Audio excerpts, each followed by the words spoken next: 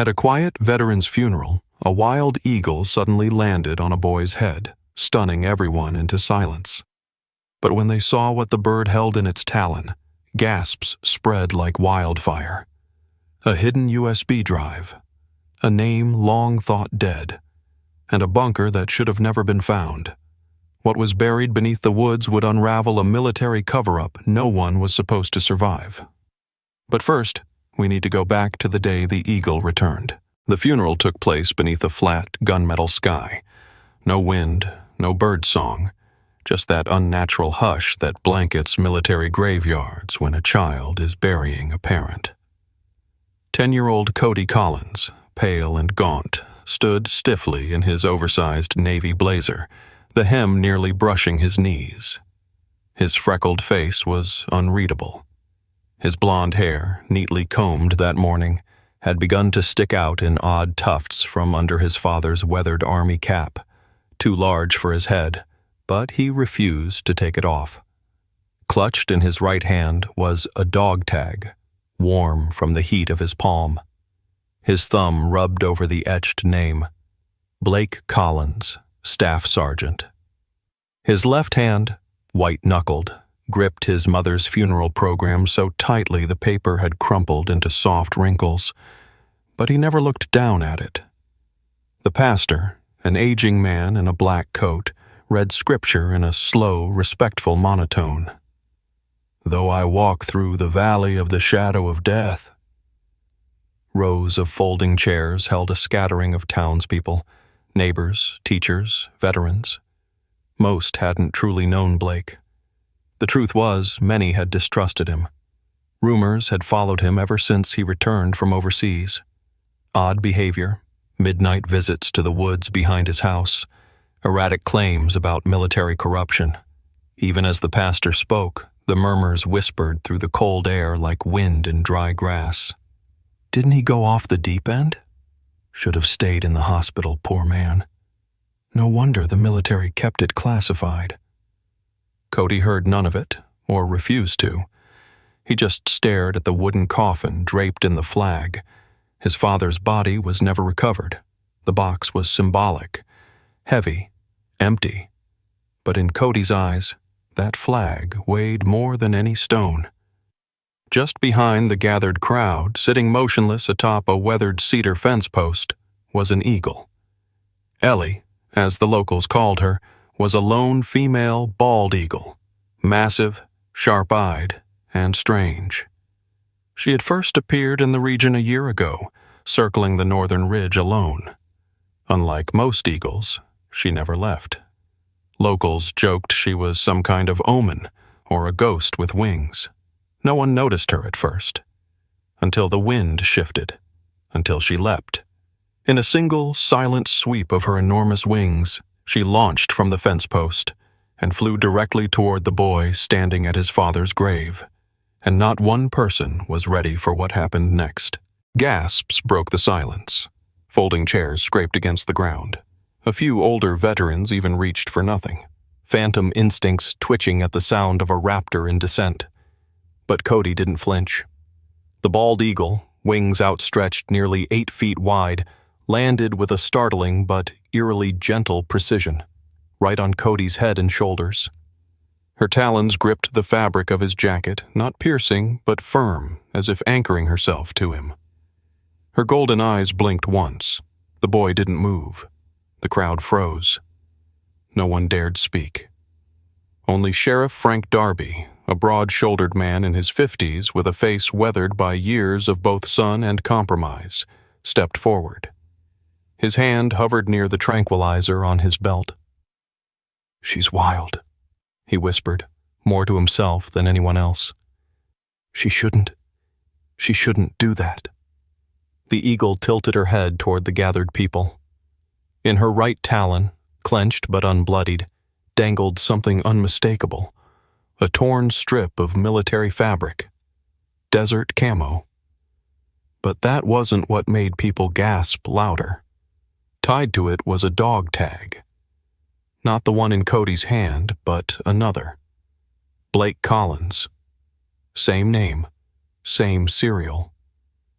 But it was bent, scorched, with black smears across the metal, and attached to it, wedged through a corner, was a shard of something plastic and unmistakably modern, a military access card.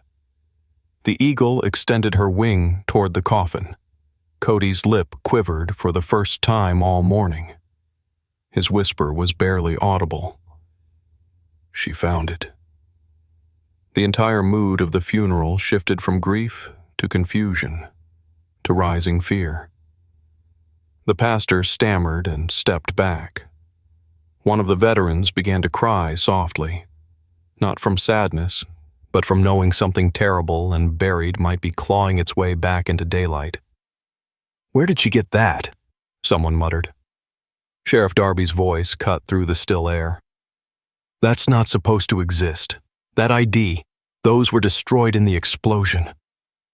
A hush fell again, and then Cody spoke, his voice clear, steady, and unnervingly calm. "She wants us to follow her." The eagle raised her wings, slowly, and took flight. She didn't fly toward the mountains or the lake. She circled back behind the graveyard, toward the very woods Blake Collins used to disappear into late at night. Cody was already walking. No one moved to stop him. Cody walked with silent purpose, the crisp fall air cutting through his black funeral jacket. Dead leaves crunched underfoot as he followed the path the eagle had taken, disappearing behind the cemetery's wrought iron fence and into the forest beyond. Behind him, Sheriff Darby followed reluctantly, flanked by 3 of Blake's fellow veterans, men who once served beside the fallen soldier, each now dressed in faded dress uniforms that hadn't fit right in years. One of them carried a flashlight, though it was barely needed. The sky remained bright, yet something about the air felt dimmer now, thicker. The eagle perched again, this time on a broken fence post that marked an overgrown trail, one Blake used to walk alone when he couldn't sleep. She let out a low, echoing cry, not quite a screech, but not gentle either. "Are we really doing this?" muttered Darby. "She wants us to see," Cody replied. "She knows something." They moved single file beneath the tall pines, boots soft against moss and wet dirt. The trail was untouched, no signs of human presence in weeks, maybe months. Cody stopped only once, at a tree stump scorched black, where he knelt and pressed his hand to the center. "He sat here a lot," he whispered. The adults exchanged glances. Something heavy was building, too many things unsaid. The dog tag, the access card, the eagle's uncanny behavior. And now this trail, like a secret kept just for the boy. Then, from the trees ahead, the eagle gave one sharp cry and took flight again. They crested a small rise and saw it.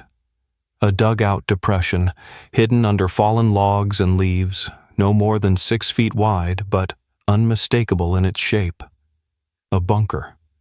Homemade, reinforced, hidden.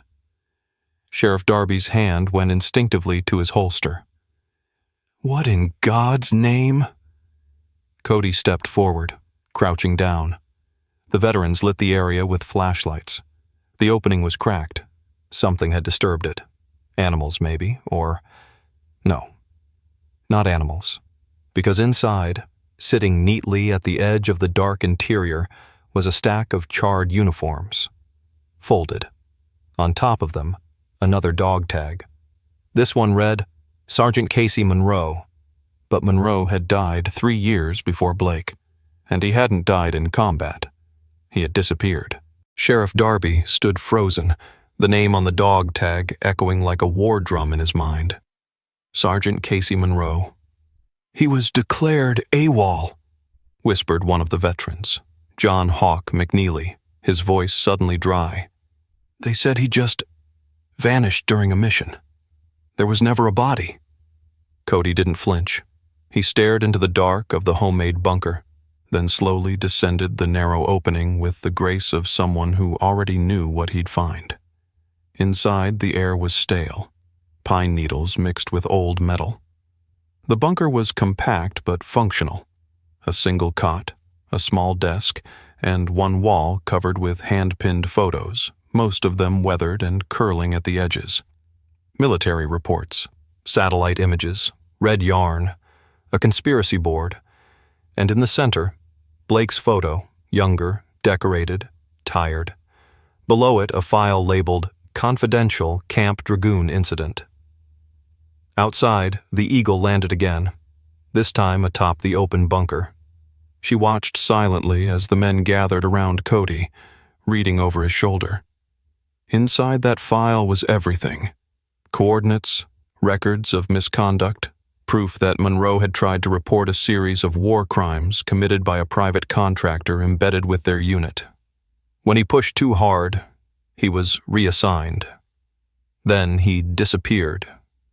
Blake had uncovered it years later, after Monroe's widow had come to him in tears, after no one listened. He had tried to go through proper channels until someone tried to silence him too. That's why he built this bunker. It wasn't paranoia.